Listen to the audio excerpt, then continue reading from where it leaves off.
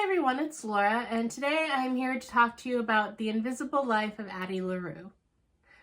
So, Schwab is a very well-known author, and this is the first book that I've read from her, and I wasn't sure what to expect because I've heard a few people say that this book is very lyrical or the writing, it's not for everybody. But I guess I don't know what lyrical writing is because I figured it would be more descriptive or it would be kind of extra wordy or something. And I didn't really run into that problem with this book. So maybe I just don't really understand what that meant because I found this book pretty actually straightforward and easy to read. And overall, I had a good time with it. So this book is about a girl, Adeline, and she is from a small town in France, and she loves her father, and she is very curious about the world. And so her father is like a carpenter, and she's eager to go with him to different places for like market day to sell his wares. She is impressed with what he's able to do. He's like a carpenter, a woodworker or something, because at one point they mentioned like figurines that he's carved. But she mentions basically how she doesn't really believe in the current religion of her village. And she kind of befriends an elderly woman who kind of prays to the old gods, and others sort of seem to kind of consider her like a witch or something. And so she's asking for advice there. And Adeline is very upset when she's basically told she can no longer show interest in her father's business or go to markets with him because, you know, it's time for her to start being a proper lady. And that upsets her. And when she realizes that basically she's going to be married off against her will, she starts freaking out and tries to stop it. But the fact that it's 1714 and she's 23 years old, I want to say, and it's just not done at that time. And it's a small town. It's not like there's a lot of other options for her, that she's basically forced to marry an older gentleman who has newly moved to town, who is a widower.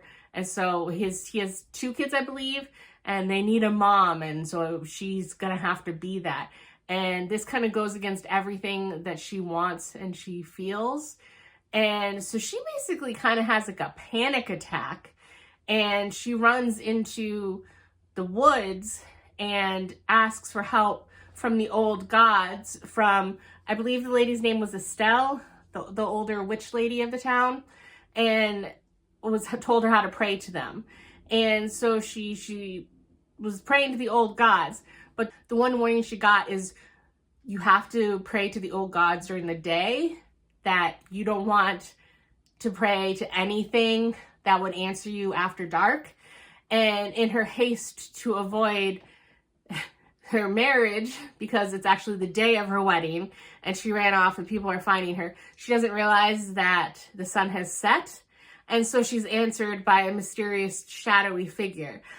I don't know if it's supposed to be death. They never really give the god or demon a name, or if it is supposed to be an older deity, because he makes it sound at some point that he's like older than those old gods that she was praying to. And so they never really clarify exactly who answers her call, but he answers her call. And then he takes the form of her dream man that she's sketched, because she likes to draw and she likes to sketch and stuff. And he takes it, and so that's kind of cruel, but it makes her more susceptible to his charm. And so she strikes a really unfair bargain with him and is stupid and naive and doesn't understand like modern day people do with genies and how you have to word things very specifically and very carefully. And so she basically wants more time. There's more things she wants to see. And obviously the first thing he asked was, well, how much longer? How long? What do you want? And he wasn't able to put that into a specific time frame. And he's like, well, I can't leave it open-ended like that. And it basically kind of ends up like she'll give him her soul once she's done with it. And he agrees to it, which right there should have alarm bells ringing for anybody, because that is too vague a deal. And anyone with nefarious means is like, all right, well, it's so open-ended. There's so many bad ways that that could happen.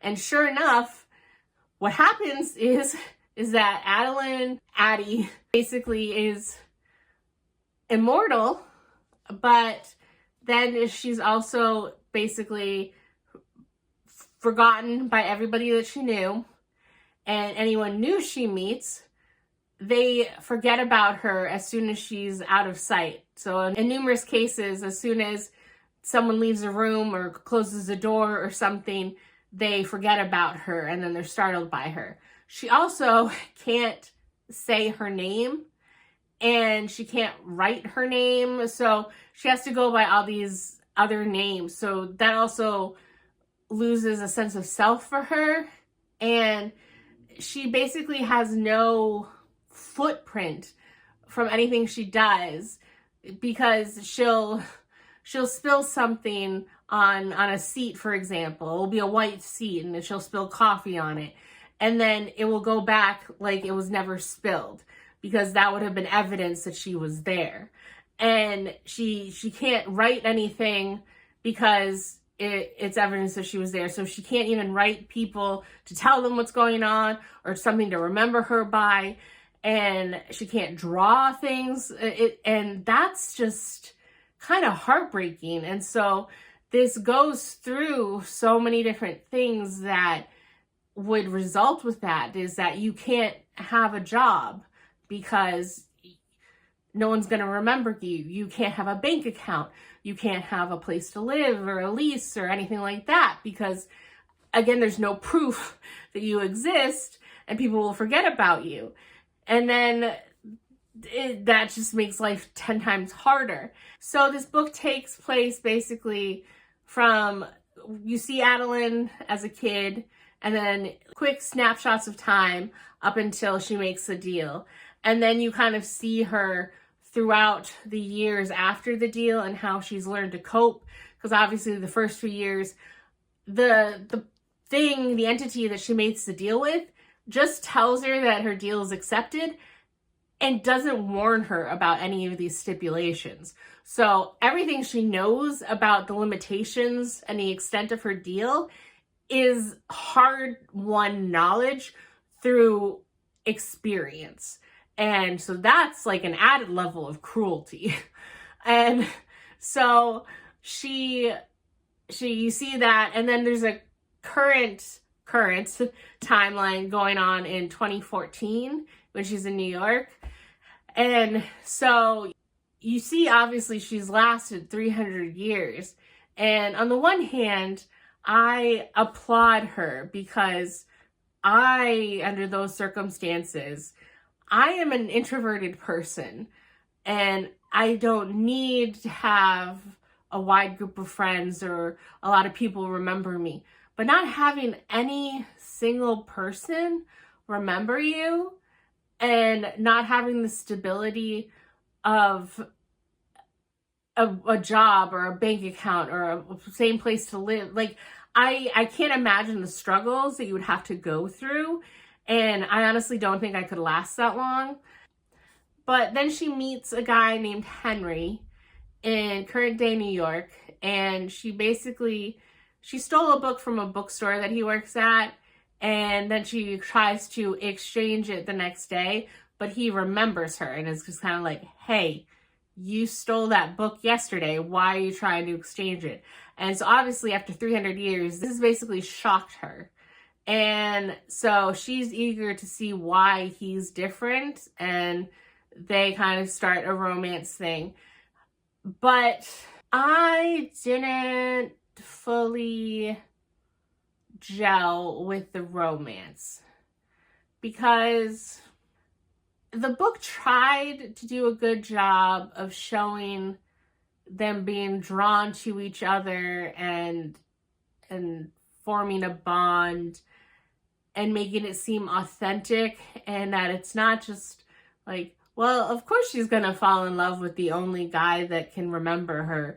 But at the same time, it didn't feel fully formed to me personally.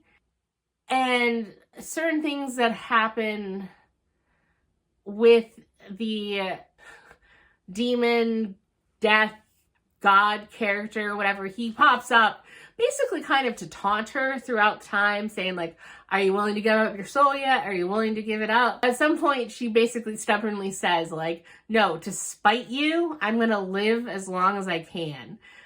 And he throws in more curveballs sometimes.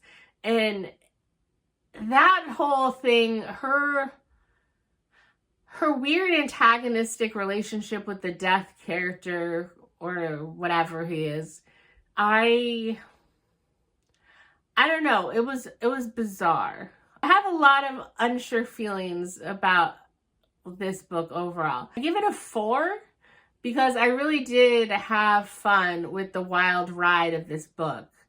And I probably would like to reread it again at some point, but I don't know if I fully buy into the romance or how much I actually kind of like the characters. And I don't know. So it wasn't exactly what I was expecting it to be, but I did really enjoy it. And I did feel so bad for Addie at certain points when you're revisiting her history and this awful curse and everything that's happened to her. So I did find the whole experience very enjoyable, and I would recommend it to people, but I don't think it's going to be one of my all-time favorite books or anything.